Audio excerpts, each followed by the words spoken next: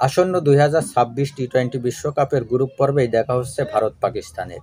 আগামী বছরের ১৫ই ফেব্রুয়ারি শ্রীলঙ্কার প্রেমাদাসা স্টেডিয়ামে হবে চিরপ্রতিদ্বন্দ্বী এই দুই দেশের লড়াই।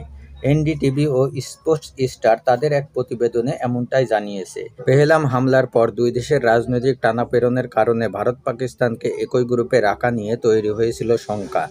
তবে শেষ পর্যন্ত একই গ্রুপে রাখা হয়েছে দুই দলকে।